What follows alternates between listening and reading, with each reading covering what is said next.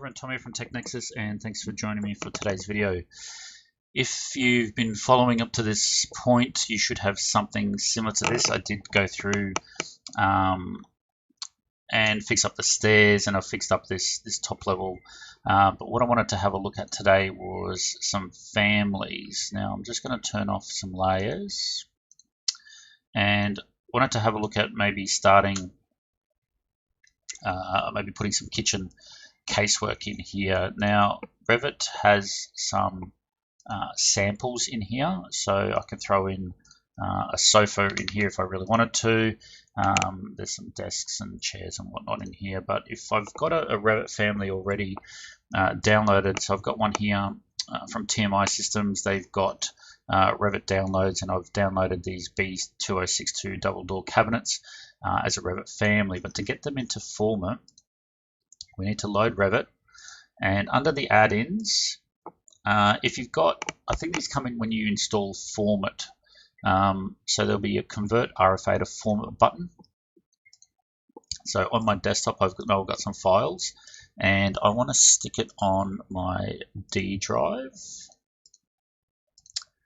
Okay, and then we go OK, and you'll see that it looks like it's when they did their families, this company, it looks like they've done it in Revit 2015. They might have done it for a lower version just because you can go, it's easier to go up than it is to go down. So we're just going to let that convert through, and then if I jump into my D drive, we can see that it's populating all of those families in there, and then we can nominate that directory.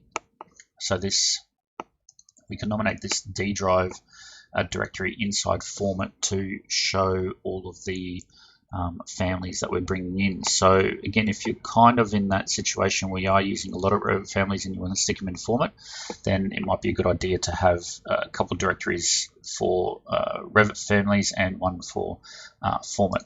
So now if we want to bring those casework in, under the content library, I click on plus, and I add D drive FormIt contents as a folder and go OK. And then in the pull down here, I can list that directory with those families. So now I can stick in a 48-inch, and then there it is.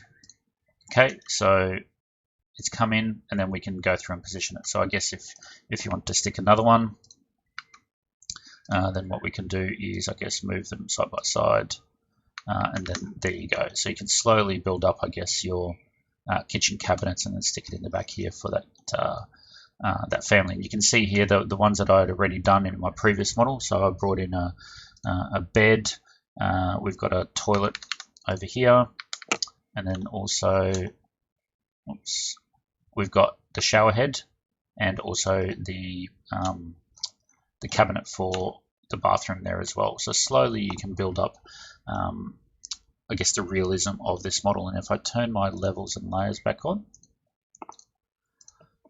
so there you can see slowly we can get an idea on what this FormIt model is going to look like. So I guess for today's exercise, have a look at this Revit to FormIt converter, a Revit RFA to FormIt, and then eventually tomorrow what we'll do is we'll import FormIt to Revit.